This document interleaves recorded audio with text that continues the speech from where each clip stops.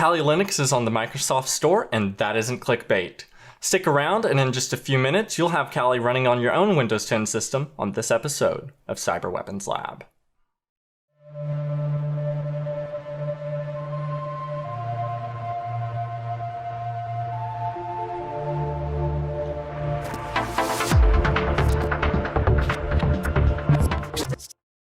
Kali Linux is the de facto OS choice for penetration testers and ethical hackers.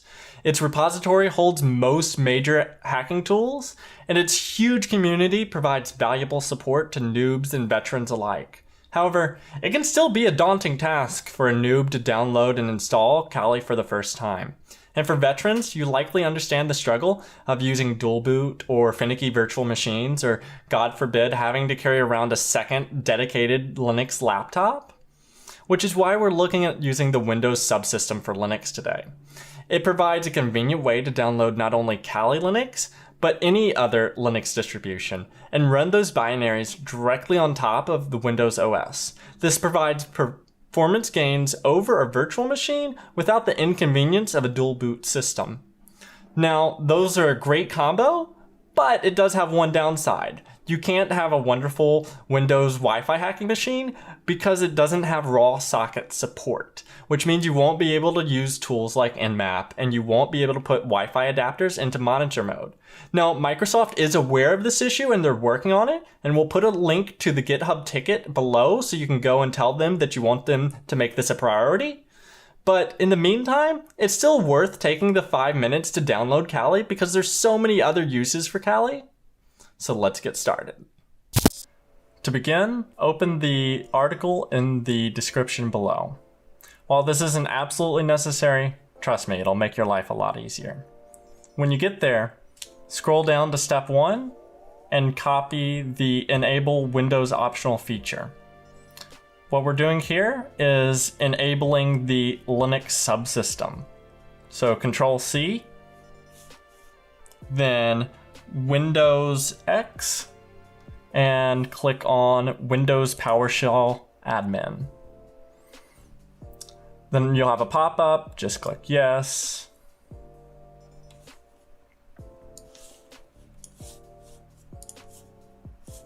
And go over to PowerShell and Control-V. Then click enter, and it'll start downloading. This can take a couple of seconds. Now, as you can see here, mine's already set up. But for you, you'll be prompted to restart, so click Y and enter. And then your computer will automatically reboot. Once you're back with us and restarted, open the article again and scroll down to step 2 and click on the Install Kali Linux. This will open the Windows Store automatically. Although alternatively, you can go down to the taskbar here and click on the Microsoft Windows Store and search for Kali in the top right bar. Once you've found the Kali Linux page, click Get, and it'll take a couple of minutes to start downloading. Here it's prompting me to use it across devices. That's optional for you, but no thanks. While this is downloading, if you're interested in other Linux distributions, you can go to the top right search bar and start looking for things like Ubuntu or Debian, but for us, we're just interested in Kali today. Now that it's all installed, we're ready to launch. You may also want to go ahead and pin it to start, so that way it's easy to access. You can do that by clicking the pin to start, but I'm gonna go ahead and launch. Now, it'll take a couple of minutes to install and set up things in the first run, and also we're gonna have to set up our user account names. Okay, now it's prompting us for our Unix username, so you can do whatever you want. Use a cool hacker name if you have one. I'm just gonna be boring and use my name today. Then click enter, and so now it's prompting us to enter our username. Here I fucked up a little and used capital M, but just put whatever cool name you have that you want to use. And then it'll prompt you to create a password for the account. Remember, use a strong password, letters, numbers, special characters, etc. click enter, and retype it.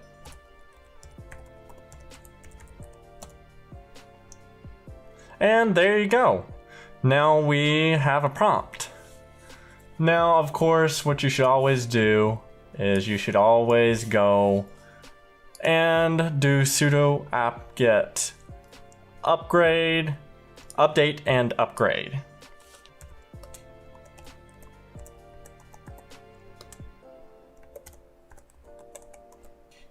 And click enter. And of course it'll ask for the password, so just type in the password that you just used. It shouldn't take very long. We just installed this. This is just final check.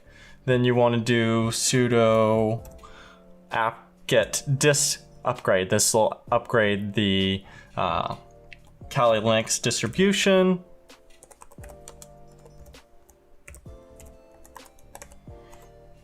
And click enter.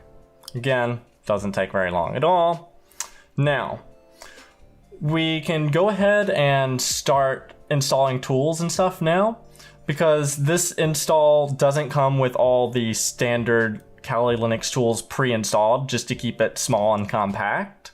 So if you want to install something, you can use the typical commands for that. So that would be sudo apt-get install and then the name of the tool. So we can do sudo apt-get and then install something like Wireshark, and it'll start downloading it. Then it'll prompt us to confirm and download.